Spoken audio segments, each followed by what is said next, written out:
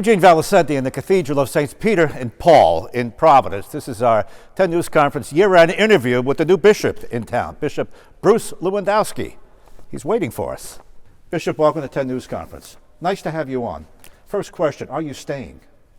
I plan to be here for a very long time, and actually every parish I visit, every clergy meeting I have, every school I visited and social ministry outreach place that I've gone to, they've all asked the same question, are you here to stay? Well, because... if it's up to me, I'm staying. Well, because the last bishop, he was here and gone, which took us by surprise. But you intend to put roots down here for some time? I've started putting roots down. Yeah. I'm very happy to be here, and been here 6 months and have had a wonderful, wonderful experience. All right, so let's get a handle on your responsibilities. How many active parishes? To date, 118 parishes. Right. And over the past few weekends in the headlines, I see you're merging parishes, closing some. Just give me the perspective on that. So over a year ago, now Archbishop Henning, when he was here, began a process of evaluating parishes in particular areas of the diocese where there was need to look at population changes and shifts. Mm-hmm. And so he initiated some changes. So those have now come to completion in a certain sense, those plans that he began, and we've merged 5 parishes in the last couple of weeks. Now, is merging the same as closing one? You're going here? How does that work? So merging is not the same as closing. A merger is a step toward that, possibly, but a merger is actually taking 2 parishes and combining them under the administration of one pastor and one parish staff. So a pastor would oversee 2 sites, 2 parishes. They would share resources. He goes church to church? That's it. Okay. And I assume you do that because it's declining enrollment, as you might say, in those particular parishes. Why do we do that? So when we look at a parish, we look at what's going on around outside the parish, in the neighborhoods and in the areas closest to the parish, so to see who we're drawing in. And then we also look inside the church. So it's inside the church, outside the church. And I think in Rhode Island, we've seen some shifts and changes in populations. People move to different parts of the state or move out of the state. I don't know many people who move out of the state, but shifting and changing populations. So we have to ask ourselves, are we doing the best we can as the Catholic Church and the mission? Are we doing the best we can in this neighborhood, in this area? Could we do better? And in some instances, what we're finding, and I think Archbishop Henning had a good eye for this. He said, populations are shifting and changing here.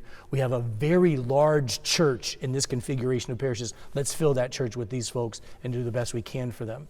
So I'm sure you're aware we have very large cathedral or basilica style churches here. Mm-hmm. Some of them magnificent, absolutely beautiful structures. Right off the highway in Pawtucket, Italianate. Beautiful structures, and so the idea is to focus on those areas where we would, put resources and invest our time, energy, effort in mission to really grow those parishes. Okay. Geographically, can you break it down? Where are you growing and where are you declining? I'm going to just throw this out there. I think you're going to grow in the Latino areas, Central Falls, Pawtucket, parts of Providence. You're declining in maybe the suburbs. I think the areas we focused on and will continue to focus on are Pawtucket area, West Warwick, looking in that area, looking also at some of the places that you've just mentioned. Right. I think it's important, my perspective, just so you know where I'm at in this, I had 2 rounds of deanery meetings. A deanery is the particular geography of our diocese. So we have 8 deaneries. We divide up the state into 8 sections. I visited all of those twice now. I just finished one yesterday. Okay. And at those meetings, I've asked our clergy, I've asked our priests and deacons, I said, what should we do?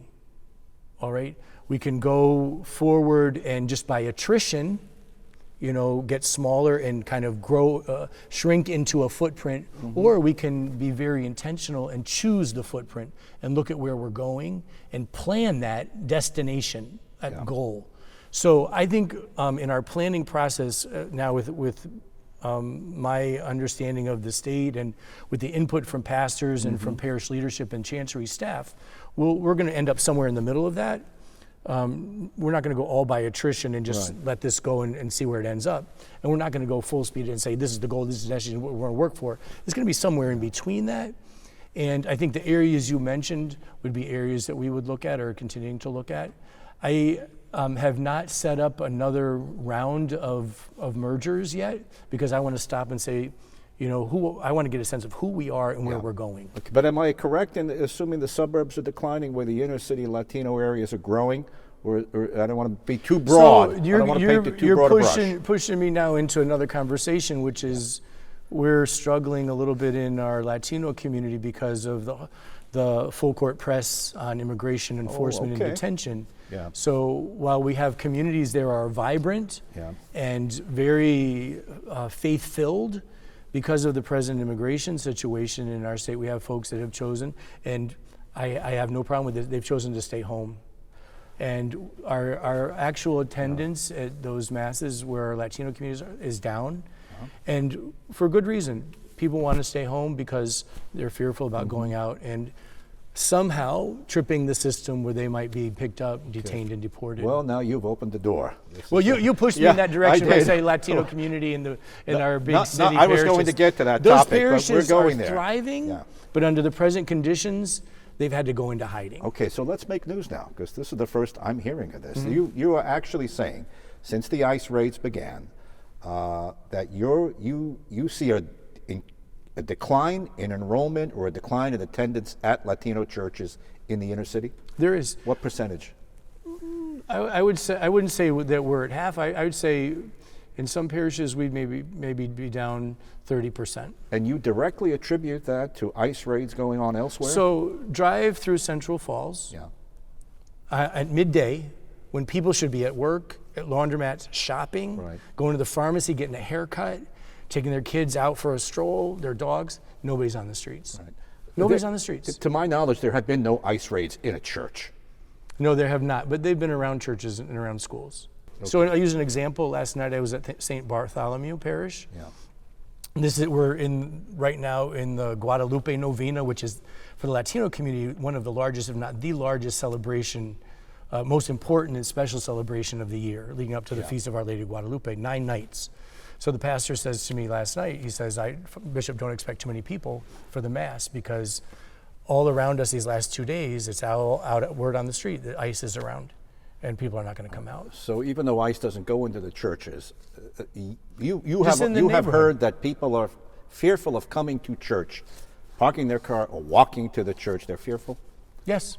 And about 30%, you think, in some parishes? Across our Latino parishes, I think down about 30%. Right. You are very sympathetic to the Latino community. You speak Spanish. You went out of your way when you first came here. I know how you feel about immigrants and ICE. Do you want to expand upon that? Because some people will say ICE is doing its job. It's a tough job. There are bad people here. They have to grab them. And if there happens to be an illegal immigrant in the room with the bad person, they're going to grab them too. They told us that off the bat. What is wrong with what ICE is doing? I want to start by saying it's important to remember that there's a difference between people who are criminals and who have committed very serious crimes and people who have, and I know I'll be criticized for saying this, but simply crossed the border. All right, my argument, and I think I'm in good standing here with the bishops of this country, with the U.S. Bishops Conference, is that we understand, and our argument is not political, we understand that Jesus puts on us a moral imperative to welcome the stranger. And I'm looking at folks in our parishes here who have been here 20 years. They're entrepreneurs, they have a business. They're paying taxes, all right? Their kids are in our schools. Their kids are graduating from our schools and going to Providence College and URI. They're contributing. What did they do wrong? They crossed the border. You can fix that. The government can fix that. There's a solution. There's an alternative to detention and deportation, and it's called immigration reform. And as soon as we get immigration reform, we can put these people on a track toward legalization and citizenship.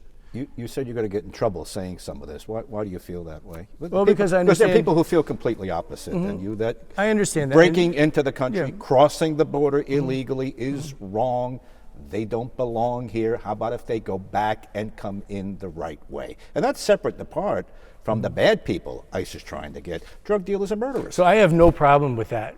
Anybody who's committed a crime should be picked up, should be deported. And I think I would be crazy to say otherwise. Okay. We don't want dangerous people on the street, but the people who are being picked up now in our state are not dangerous, and they have not committed a crime. Well, isn't that in painting the with realm of crime? Yeah. You know, it's crime is being criminal activity is being described. When ICE comes in, they're looking for a bad person. Would you agree to that?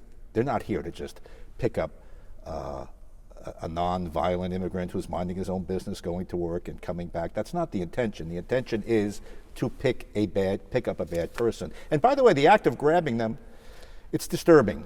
Making an arrest is not a pleasant thing to watch.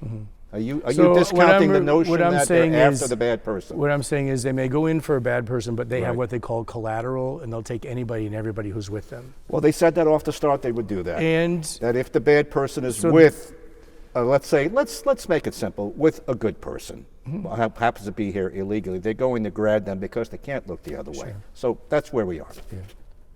Can you square the two? Do you allow for that, or what I say tell me is what you. My understanding is this is after 30 years of working with the immigrant community in different states, in different dioceses on the East Coast, is Jesus says, love your neighbor. And he places on that a moral imperative. He says, welcome the stranger. It's Matthew 25. Right? When I was hungry, you gave me to eat. When I was a stranger, you welcomed me. Right. And we know what the conclusion of Matthew 25 is. Some folks find themselves at the right hand of the Father, enjoying heaven, and others find themselves, well, my understanding of this is our salvation depends on it. Who has been more welcoming than the American taxpayer? Who has been more generous than the American taxpayer? Tell me. Free health care, free shelter, to the tune of $1 billion in Massachusetts. Who has been more welcoming and more concerned about his neighbor than the American taxpayer over time? I'd be hard-pressed to find another population. Yeah. Well, I'm looking at our country to do immigration reform and provide a path to citizenship that respects the dignity of each person, keeps family units together, and allows folks a path to citizenship so that they can continue to bring their gifts, talents, and resources to make this country what it has been for decades, for generations. A good place to take our first break. We'll be right back with the Bishop. Welcome back to 10 News Conference. Bishop Lewandowski joins me for two more segments. Bishop, how many outstanding cases or unsettled cases with regard to the child sex abuse are pending as of today? With not counting things that may come up, but right now, how many are still out there? I'm not sure exactly what your question is. Well, let me rephrase it. Are there any active cases? Is there anything that we haven't closed the file on? This case is still pending. There are no active cases. Everything has been dealt with. In the recent years, we haven't had active cases. Okay. How much have you been brought up to date about what happened here before you came? We have a wonderful review board, and the review board, highly professional, very skilled people who have the church at heart and also are very concerned about the protection of children and young people. Right. And they advise me very frequently on any news or information. And to date, I think we're doing very well in the area of child and youth protection. Well, that's encouraging. I'm glad. I didn't expect that answer. That there are no outstanding cases, nothing pending. Everything has been dealt with. This headline from the Boston Globe: report will show stunning scale of Rhode Island Diocese's mishandling of sex abuse by clergy. Nerona says the date was October 16th. Of this year. You've read that report? That report has not been available to us. We're going on the 6th year that they have a report. We haven't seen anything yet. You welcome the report once it comes in? So what I would say is 6 years ago, Bishop Tobin voluntarily participated in the investigations, handed over files and documents of the diocese, and as a gesture of goodwill and wanting to keep children safe and create and maintain a safe environment for ministry for everyone in our schools, parish ministries, and other services that we offer. And we've been waiting now for almost 6 years for the results of the study. This will be a review then of how things went, as opposed to an indictment of anything to come. Is that what it is? So it's a review. I believe it's a look back okay. For some 60 or 70 years of parishes and priests that were accused of sexual abuse of minors or of children. And everybody knows in 2002 with the Dallas Charter, the church made a significant turn in its operations. Right. And I think in many ways, right now, we're better than we have ever been in child and youth protection and providing a safe environment for ministry. You just hired the number 2 from the state police. Yeah, we come did. In, and his task will be? So he'll be Chief Compliance Officer and heading up of investigations and work with my office, with me, and with the independent review board that we have set up in any new cases that should come forward. All right, let's talk about the homeless. Church has its own homeless shelter. You feed the hungry, and yet this is a persistent debate in Rhode Island, not doing enough.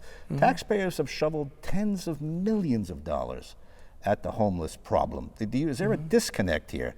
How do you view the homeless?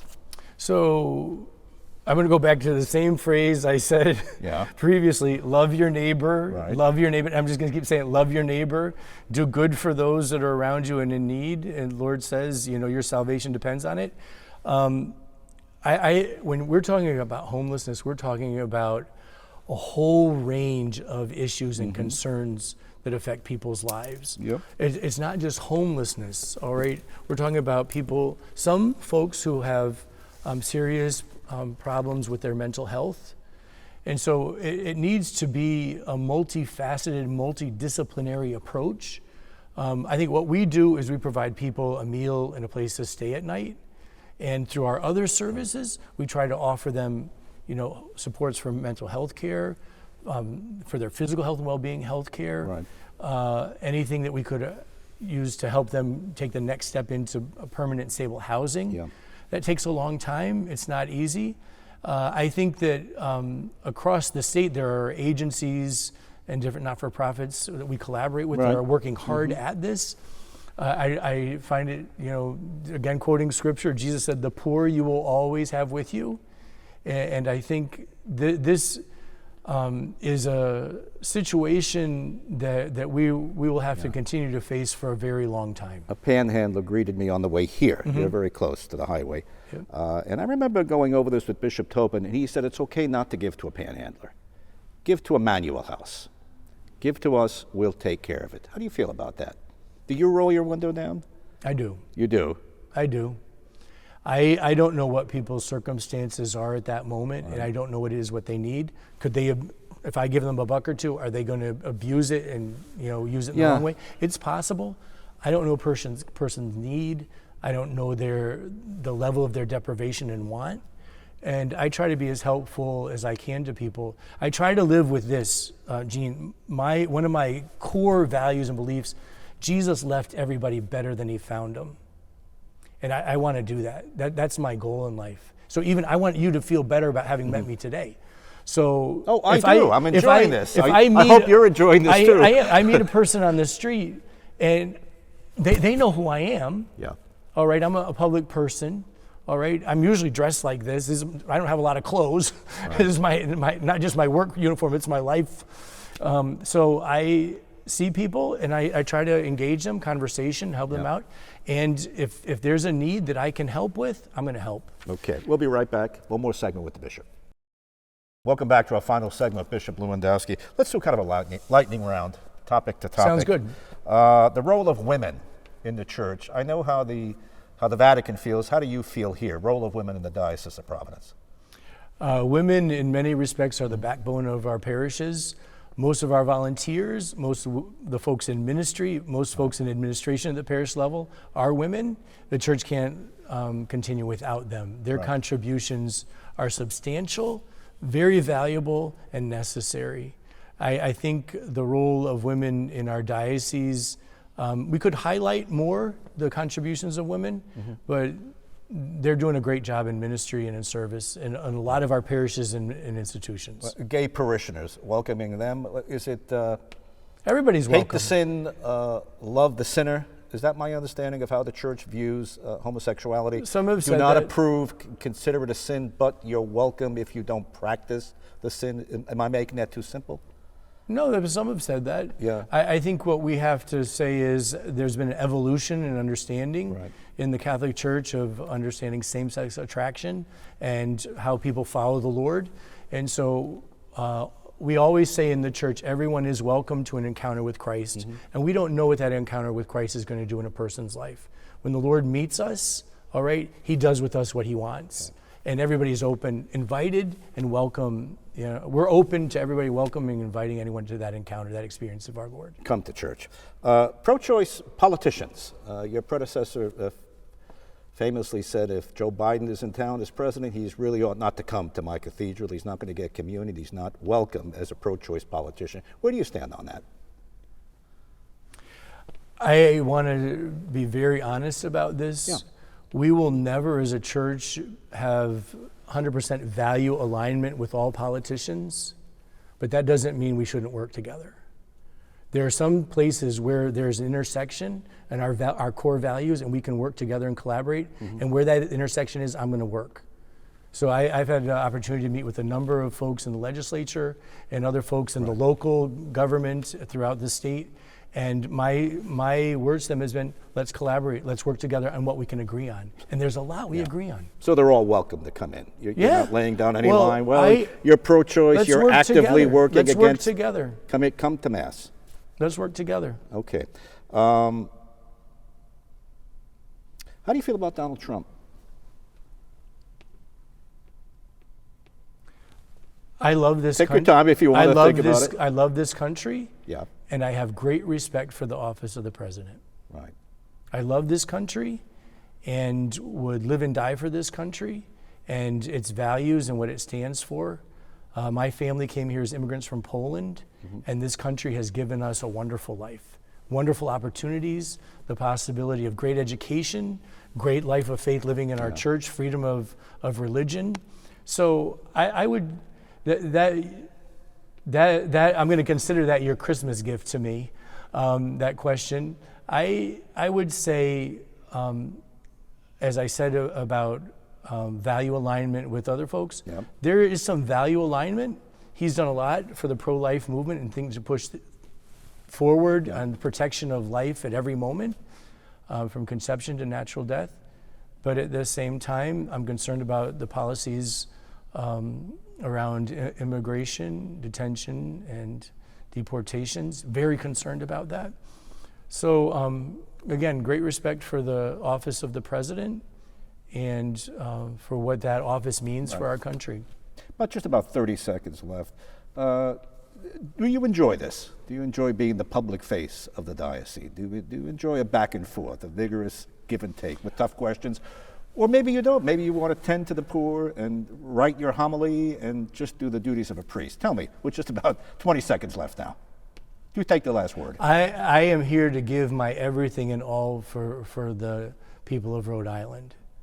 The Holy Father sent me here, Pope Francis and Pope Leo, and everything, all that I have is here to be put at service of the church and for the building up of the mission. So I'm doing it all. Yep. I want to serve and be in the parishes and meet people. I want to visit the schools. I'll be at the soup kitchens and the homeless shelters. I'll be at the food cupboards and pantries, and I'll do this.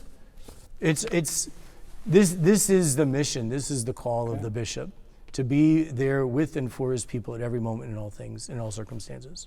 Merry Christmas. I hope you have a great Christmas too. Nice to sit down with you. Good to be with you. God bless you. You too. This has been 10 News Conference. Have a great weekend.